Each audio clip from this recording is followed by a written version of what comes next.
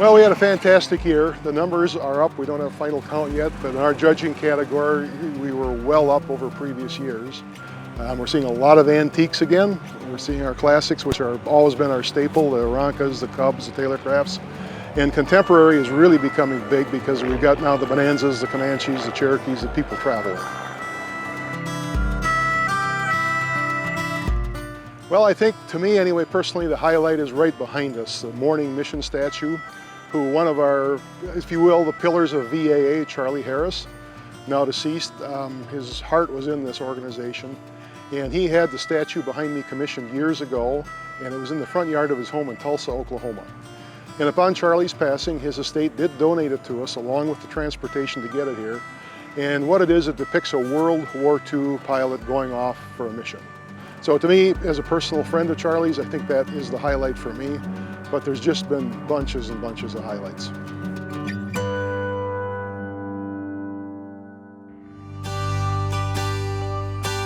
So behind me is a 1954 Cessna 170B.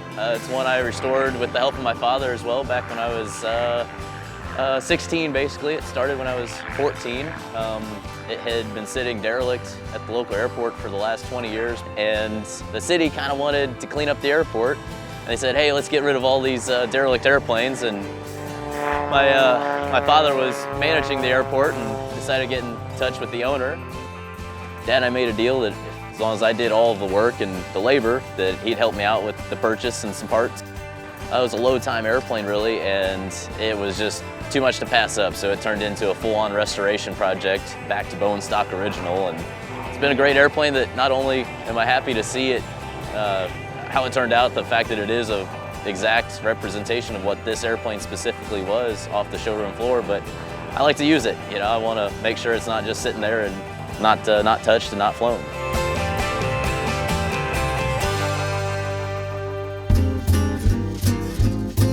This airplane is a 1930 Lindbergh Bird. It was built in Brooklyn, New York in August 1930.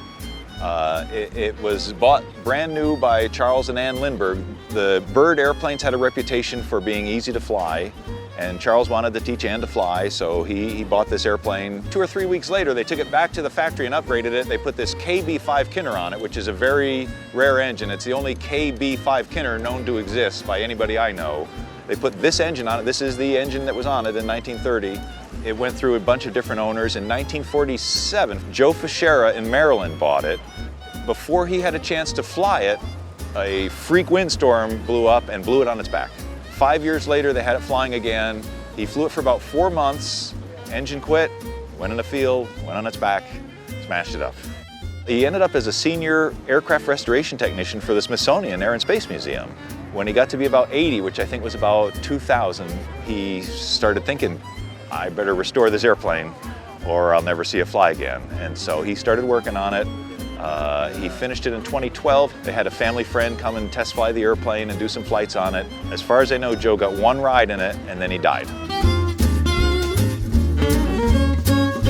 When I went to fly to Oshkosh, Ann, the widow, is 92, Mike, the owner, is 80, and you know, I went to Mike, I said, we really need to get the airplane to Oshkosh while Ann is still around to appreciate it, get a story about it so she can have something to look at. It'll tell Joe's story, which is a really interesting story. It's kind of interesting because, I mean, in a sense, it's just a Kinner Bird, but the Lindbergh connection, it does ratchet up the interest in it, and it ratchets up, you know, there's always, when you fly a historic airplane, any old, you know, 80, 90-year-old airplane, there's a little bit of a weight of responsibility of taking care of the airplane. And this, of course, I feel it a lot more.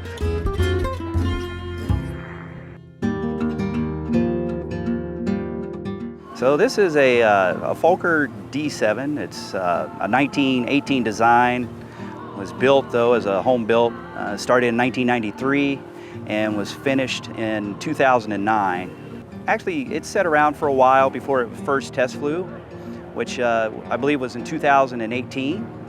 A few hours were flown on it, and then the person flying the aircraft could not fly it any longer. Myself and my friend Andrew King was contacted actually to come up and fly the aircraft. The owner of the aircraft has allowed us to bring it to Oshkosh, so this is the first time it's been to Oshkosh. The aircraft is actually constructed pretty much like it was in 1918. Obviously, there's new metals and fabric materials. It's steel tubing, welded together. The Fokker and the Germans were the first ones to have steel tubed aircraft. So this has the same structure design. It has wood spars and ribs, and then it's covered in sinconite actually. One big difference of the airplane, it has a Gypsy Queen 30 aircraft engine, and originally it would have a Mercedes. This has a lot less torque or cubic inches than the Mercedes, but this is a good comparable engine for the Mercedes. This is the third Fokker D7 I've flown. I've flown 11 different World War I types. As World War I airplanes go, it's one of the top 2 or 3 probably as far as flying qualities.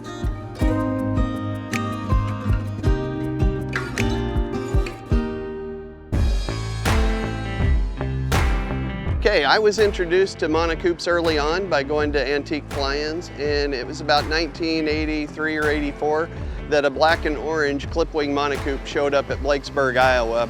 And from about 13 years old on, this was my idea of a P-51 Mustang. This was the dream. It's a dream I never thought I could live. This particular airplane has great history. It was built in 1932, November of 1932, as a straight Monocoupe 90.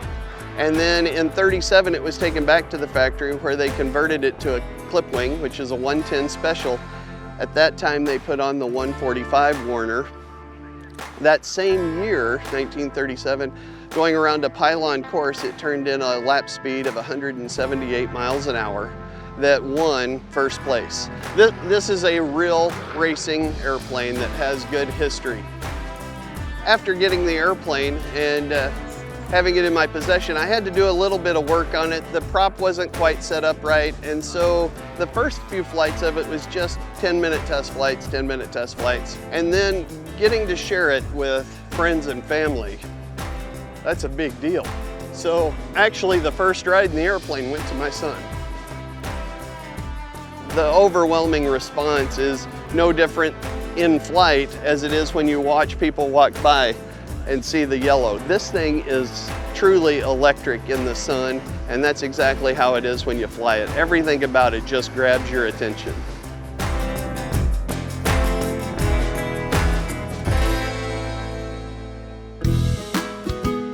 I used to take pictures of airplanes. I used to go home with hundreds of pictures of airplanes. I hardly take any pictures now because now I come for the people. I want to see the people that I see once a year here and the information that's here, and it's kind of a family reunion is really more of what Oshkosh is. I like to see interesting airplanes. I like to bring interesting airplanes. It's fun to do video shoots with EAA and photo shoots with EAA, but really it's more of a family reunion kind of thing to come here for the people.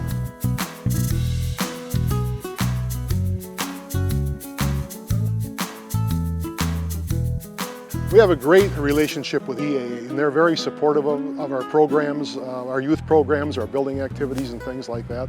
And our position here is to get the everyday person into flying.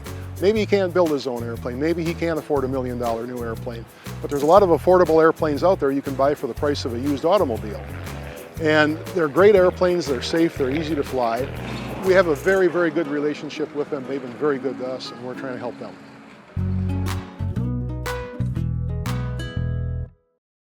We've been laughing about, we have 3 airplanes in a row here that are involved with us. The first one is my Booker Youngman. It's a 1954 Booker Youngman. My friend Nigel from England is flying it. So we have my Booker with Nigel from England flying it.